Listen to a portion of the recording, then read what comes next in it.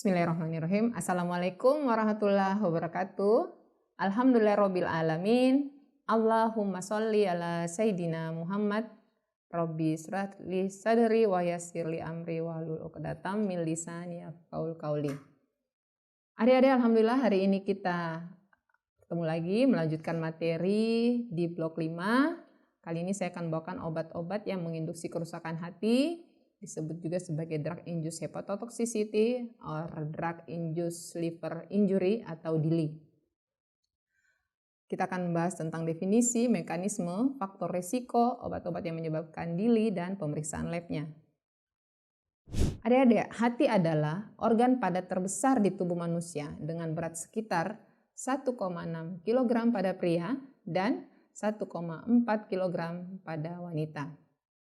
Sekitar 2% dari berat badan orang dewasa.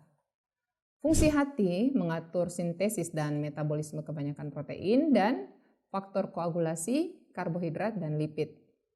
Tempat metabolisme obat, mengubah kelebihan karbohidrat dan protein menjadi asam lemak dan trigliserid, menyimpan dan mengkonversi glikogen dan glukosa, metabolisme dan ekskresi bilirubin dan bili asid. DIH atau drug-induced hepatotoxicity biasa juga disebut dengan DILI, drug-induced liver injury, merupakan kerusakan yang disebabkan oleh obat-obatan, baik resep maupun OTC, suplemen herbal dan makanan, atau xenobiotik lain yang mengakibatkan kelainan pada tes hati atau tes fungsi hati. Ada dua jenis DILI, yaitu intrinsik dan idiosinkratik. DILI intrinsik ini mengacu pada toksisitas hati yang disebabkan oleh obat dengan cara yang bisa diprediksi dan biasanya berhubungan dengan dosis, misalnya acetaminophen. Sedangkan idiosinkratik yang lebih jarang terjadi dikaitkan dengan hubungan dosis toksisitas yang tidak selalu sama bentuknya dan lebih bervariasi. Adik-adik, mekanisme DILI diperkirakan terjadi melalui beberapa hal. Di antaranya adalah, pertama, kerusakan langsung pada struktur sel, misalnya disfungsi mitokondria dan fungsional hati. Yang kedua, produk metabolit yang mengubah struktur dan fungsi sel hati.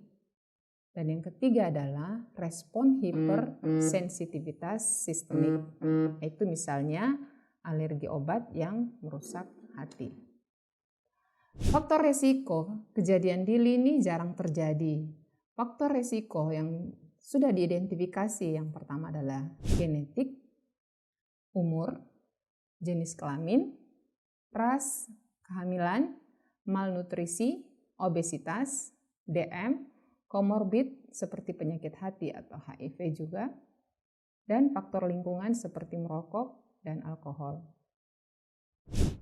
Obat-obat yang menyebabkan DILI. Lebih dari 60% kasus DILI disebabkan oleh antibiotik dan obat-obat anti-epilepsi. Pedoman klinis American College of Gastroenterology tentang DILI idiosinkratik telah mengidentifikasi DILI yang paling umum seperti amiodaron dengan tipe kerusakan hepatoselular dan kolestatik, fluoroquinolone, kolestatik dan hepatoselular, dan obat-obat yang masuk dalam golongan NSAID, kerusakannya merupakan hepatoselular. Obat-obat yang menyebabkan drug-induced hepatotoxicity atau drug-induced liver injury seperti acetaminophen merupakan contoh klasik DILI akut yang berhubungan dengan dosis. Metabolit perantara acetaminophen ini bersifat toksik. NAPQI yang bisa berinteraksi dengan protein intraselular yang menyebabkan kematian hepatosit. NAPQI yang dihasilkan dengan cepat terikat oleh glutathione yang mencegah efek toksik. Hepatotoksisitas terjadi saat GST berkurang atau habis, atau saat jumlah nafki itu melebihi kapasitas pengikatan GST. Yang kedua adalah obat-obat anestesi. Dili yang diinduksi halotan biasanya terjadi setelah beberapa kali paparan dan diprediksi mekanisme imunologi.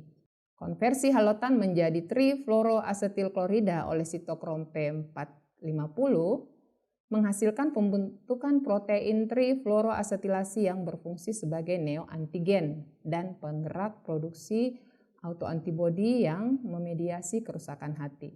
Obat antiinflamasi nonsteroid merupakan obat yang digunakan secara luas juga menyebabkan hepatotoksisitas. Diclofenac mengalami glukoronilasi dan juga mengalami reaksi yang dimediasi sitokrom P450 yang mengakibatkan produk bioaktif. Metabolit reaktif dan mekanisme imun memediasi toksisitas. Pemberian diclofenac secara terus-menerus dapat menyebabkan peningkatan kadar ALT dalam 4 bulan pertama terapi, tetapi toksisitas parah juga sudah dilaporkan.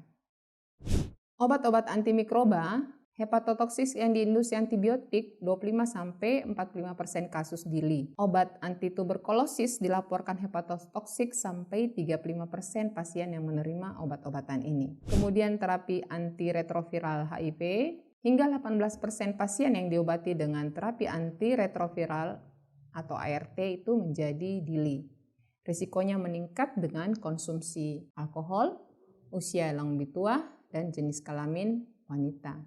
Selain itu, koinfeksi HBV dan HCV meningkatkan frekuensi dan tingkat keparahan dari inflamasi yang terjadi. Pengobatan HCV yang berhasil bisa mengurangi toksisitas hati karena pemberian antiretroviral ini. Hipoglikemik oral, obat pertama dari thiazolindion, troglitazon ditarik dari peredaran karena potensinya menyebabkan hepatotoksisitas yang parah. Pioglitazon jarang dilaporkan menyebabkan hepatotoksis. Obat-obat anti-kolesterol. Statin menyebabkan peningkatan kadar aminotransferase yang bergantung pada dosis dan bersifat reversibel dan sangat jarang menyebabkan gagal hati.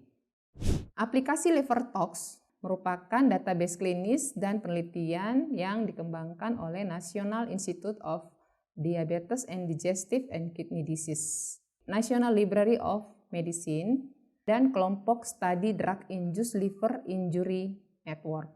Di LiverTox ini Anda bisa melihat gambaran umum obat-obatan, sifat kimianya, indikasi, dosis yang dianjurkan, dan frekuensi penggunaan. Adik-adik, selanjutnya kita lihat pemeriksaan lab untuk menentukan kerusakan hati. Jadi pemeriksaan lab ini dapat digunakan untuk menentukan kerusakan hati dengan melihat kriteria kimia klinisnya untuk indikator terjadinya DILI. Dapat dilihat pada tabel berikut. Untuk menilai idiosinkrasi DILI juga dapat digunakan tools seperti RUCHEM, the Russell-Ucleff Causality Assessment Method. Ya, jadi demikian materi hari ini. Semoga ada manfaatnya. Billahi taufiq wal hidayah. Assalamualaikum warahmatullahi wabarakatuh.